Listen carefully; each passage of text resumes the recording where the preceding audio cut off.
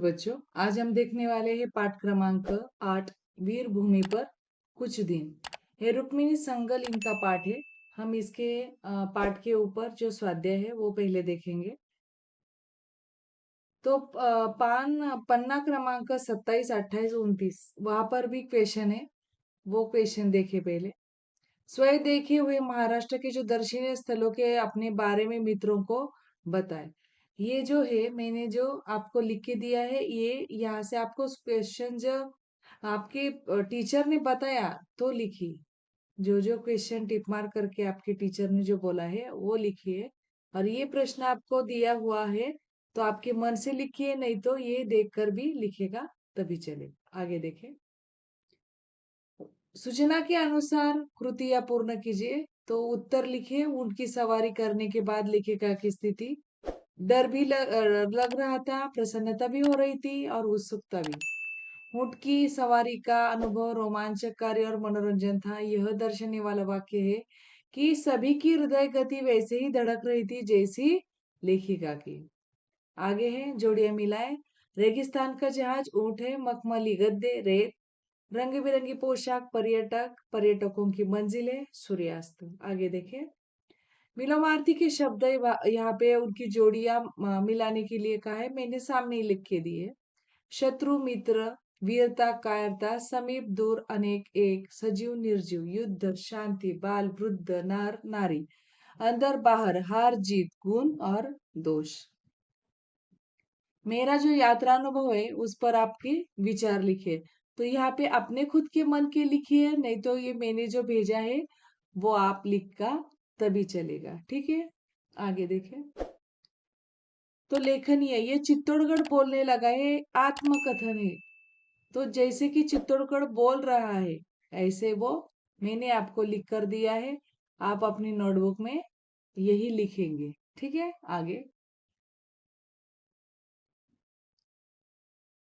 तो ऐतिहासिक स्थलों की जो सुरक्षा है वो संवर्धन करना हमारा कर्तव्य है। इसके आधार पर चर्चा कीजिए और इस मुद्दे पर सूचना फलक तैयार कीजिए। तो यहाँ पे मैंने सूचना फलक आपको तैयार करके दिया है। आपको ये सही लगे तो आप ये लिखिए, नहीं तो अपने मन से या टीचर ने जो बताए हुए सूचना फलक है वैसा लिखिए।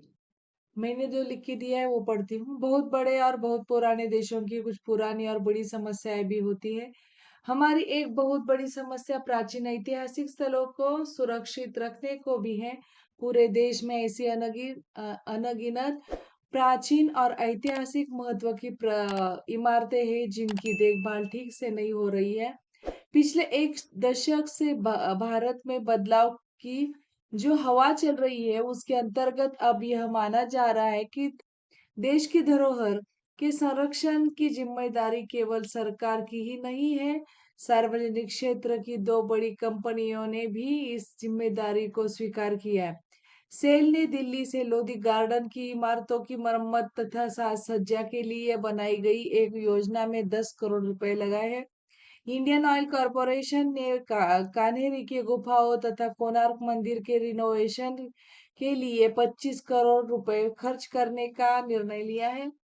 इन दोनों प्रयासों के से उत्साहित होकर भारत सरकार का संस्कृति मंत्रालय अब व्यापक स्तर पर बड़े औद्योगिक घरानों तथा व्यापार संगठनों को इस काम में शामिल करना चाहता है। आगे देखें।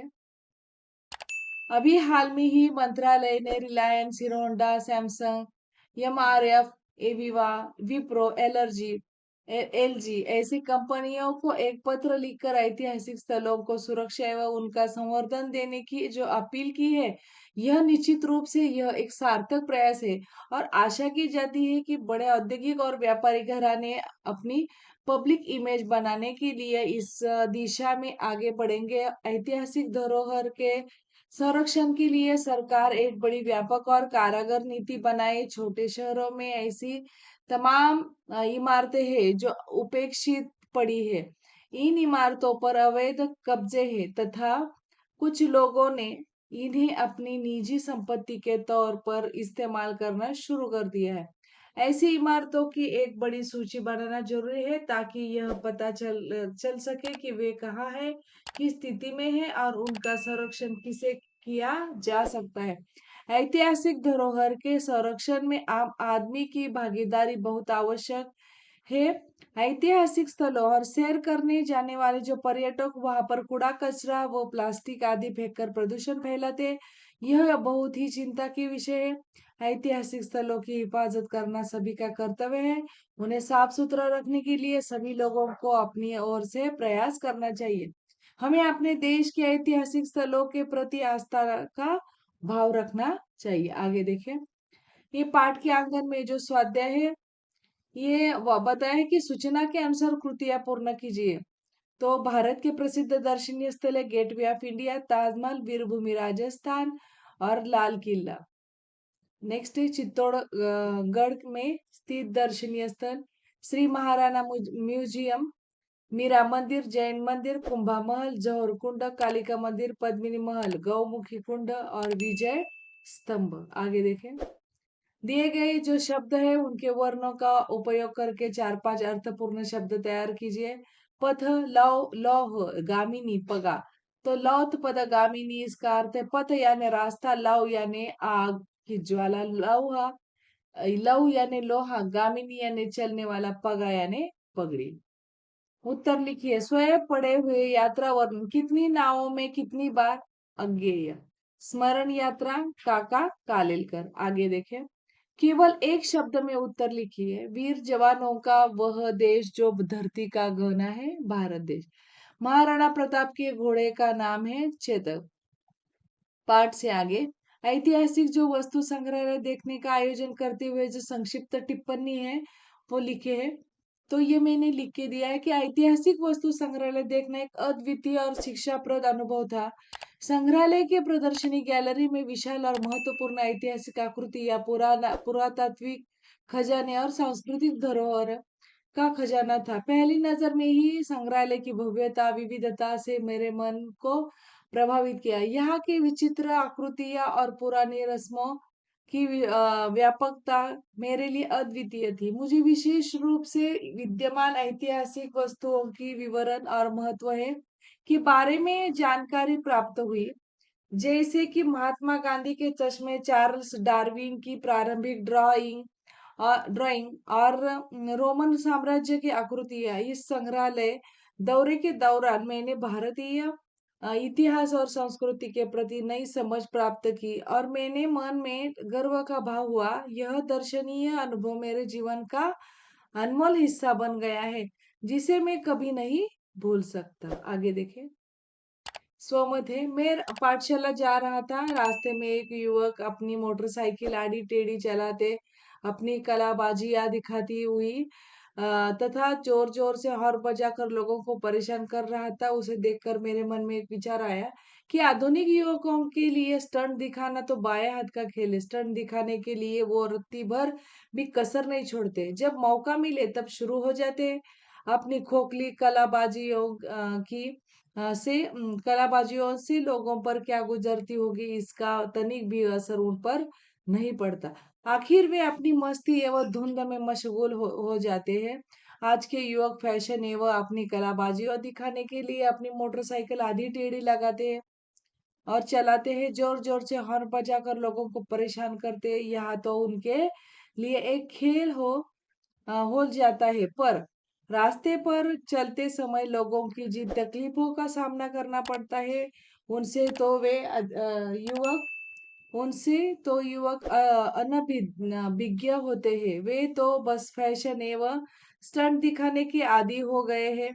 आधुनिक युग में ध्वनि प्रदूषण समय की एक बड़ी समस्या बन गई है। पिछले कुछ वर्षों से इस समस्या ने लोगों का ध्यान आकृष्ट किया है। इस समस्या के पीछे औद्योगिकरण, यातायात के आधुनिक साधनों तथा बढ़ती जो मानवीय गतिविधियों का बहुत बड़ा हाथ है। मोटरसाइकिल, ट्रेन, वायुयान आदि साइकिल वातावरण में तरह तरह की जो ध्वनियां हैं वो छोड़ते हैं।